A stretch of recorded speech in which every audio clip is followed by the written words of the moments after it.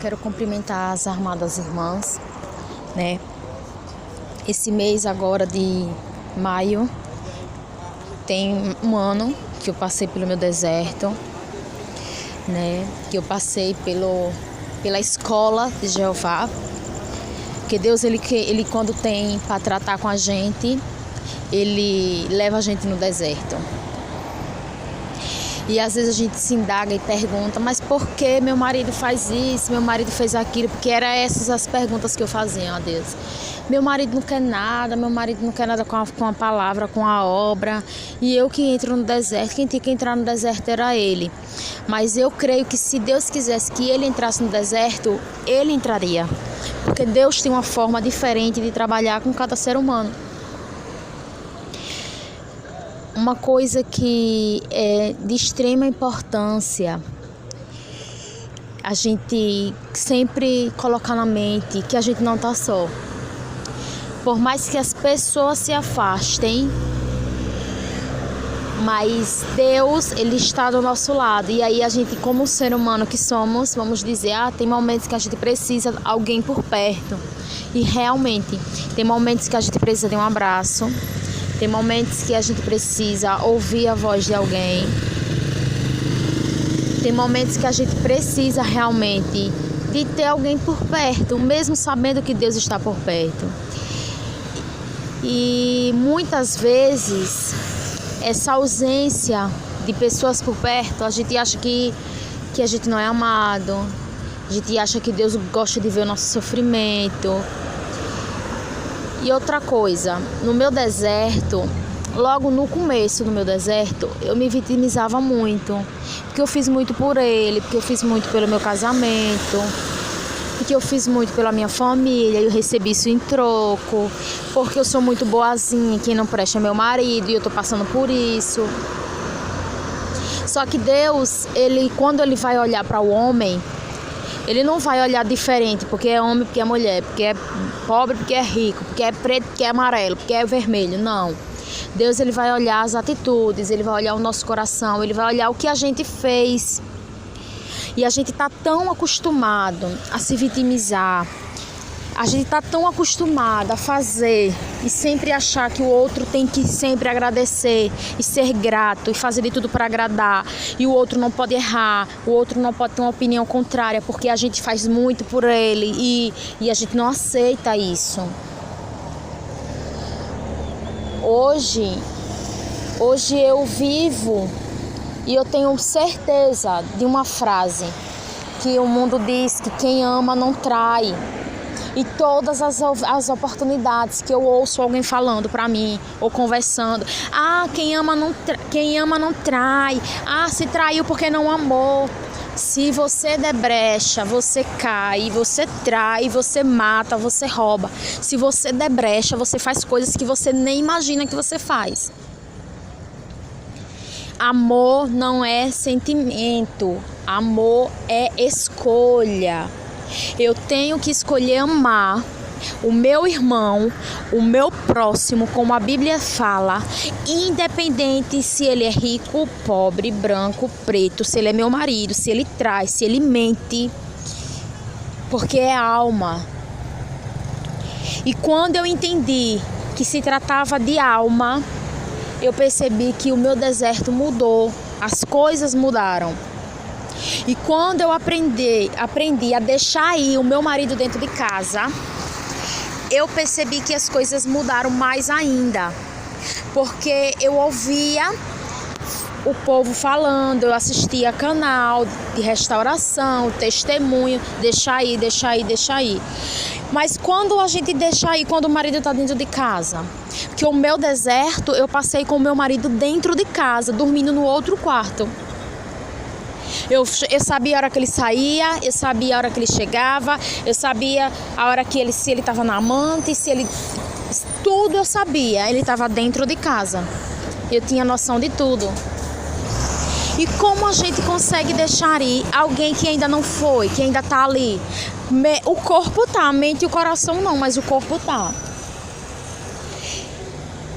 E quando eu tomei essa atitude de deixar ir, de viver a minha vida, de buscar a minha salvação, e me cuidar, porque no começo eu só quis me desprezar. Deus colocou pessoas, que é como eu já falei no meu testemunho, Deus colocou pessoas na minha vida, no meu deserto, que estavam passando pelo mesmo problema que eu.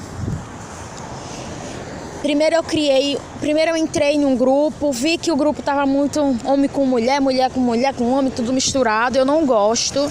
Eu particularmente, eu acho que cada área tem a pessoa certa para se trabalhar. Eu acredito que restauração de casamento, homem trata com homem e mulher trata com mulher. Porque a gente sabe que o inimigo ele é sujo, ele só quer oportunidade, ele só quer uma brechinha para agir. E aí eu criei um grupo com poucas mulheres e a gente começou a contar o nosso deserto, contar a nossa vida e começou uma a ajudar a outra.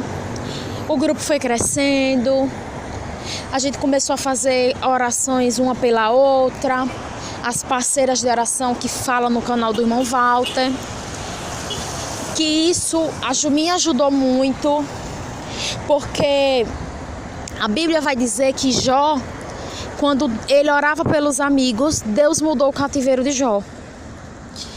E eu vivi isso também no meu deserto. Quando eu orava pelo outro, eu me fortalecia. Enquanto eu orava pelo outro, Deus fazia no meu casamento, na vida do meu marido e na minha vida. Então eu não estava perdendo tempo orando por outra pessoa, porque enquanto eu fazia por outra pessoa, Deus fazia por mim.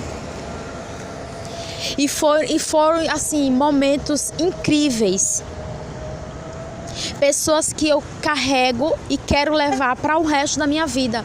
Mesmo o meu deserto tendo acabado, são pessoas que eu quero levar para o resto da vida. Eu vi uma frase que diz assim: a área que o inimigo mais se levanta é a área que Deus vai lhe usar. E eu recebi isso para minha vida. E eu comecei a olhar de uma forma diferente. E comecei a falar com Deus: Deus, eu estou no meu deserto. O meu marido arrumou outro, o meu marido me deixou. O que eu posso fazer? Deve ter muitas pessoas também passando por isso e eu quero ajudar essas pessoas. Tem momentos de gritar, tem momentos de chorar, tem momentos de que a pessoa pensa que vai morrer, que é o fim. E é uma coisa que eu sempre botei na minha cabeça, sempre falei com as meninas do grupo. A gente não vai estar sorrindo toda hora. Mas se é uma coisa que a gente também não pode, é ficar chorando toda hora. A gente pode chorar, mas a gente tem que botar na cabeça: tô chorando agora, mas daqui a pouco eu não vou chorar mais. Eu vou levantar, eu vou rir, eu vou correr atrás. Eu não posso me acomodar. E no deserto tem essa tendência. A gente vê um casal passando de mão dada: poxa, porque eu não tô assim? Poxa, meu marido fez isso. Poxa, a amante tá com desaforo pro meu lado. E é isso, são coisas que acontecem. E no meu deserto aconteceu. São coisas que passam na mente de todo mundo, porque todo mundo tem os seus defeitos. Ninguém é perfeito. Mas o que eu quero dizer com isso? Se junte com pessoas que passam pelo mesmo problema que você, porque uma ajuda a outra. Às vezes a gente diz: mas eu tô tão fraca. Mas a palavra de Deus diz que Ele age. O poder de Deus, Ele se aperfeiçoa na nossa fraqueza, mesmo a gente achando que tá fraco, que não consegue. Eu tenho certeza que da mesma forma que enquanto eu passei pelo meu deserto, pessoas ao meu redor passavam, eu tenho certeza que na vida de vocês também isso acontece. Então, o ideal é que a gente tire um pouco o foco de nós mesmos e começamos a olhar para o outro, para quem está do nosso lado, para as pessoas que a gente conhece, que a gente ouviu falar. Tem que chegar perto, ajudar. Se não tem intimidade, mas pelo menos diga que Deus ama: oh, Jesus te ama e eu também. A sua vitória vai chegar, essa prova vai passar. Persevere. Porque essas pequenas palavras, para a gente que está falando, pode não ser nada. Mas para quem está ouvindo, é como se fosse recarregando uma bateria. Às vezes a pessoa está pensando até em desistir. E ouvir isso é como se fosse uma injeção de ânimo. Eu não consigo estar bem vendo outras famílias sendo destruídas. Eu não consigo ficar em paz vendo casamentos sendo destruídos, mulheres sofrendo, família sofrendo, filhos sofrendo. E eu creio que esse tinha que ser o desejo de coração de todo mundo. A gente tem que deixar de ser mais egoísta e pensar só em a gente e pensar no outro, ajudar, se disponibilizar a ajudar outras pessoas. Nem que seja numa oração, nem que seja numa palavra, numa mensagem, numa imagem. Tudo isso ajuda. E toda a história, ela importa. Toda a história, ela vale a pena. Toda a história vale a pena. A minha história vale a pena. A sua história vale a pena. A minha família vale a pena. E a sua também. Então não deixe de lutar pela sua família. Não deixe de orar. O preço pago na cruz foi pago igualmente para todo mundo. Para o adúltero, para o ladrão, para o assassino, para o estuprador. Independente do pecado. Deus, ele morreu na cruz por nós. Então a gente tem que olhar para o outro com um olhar de misericórdia.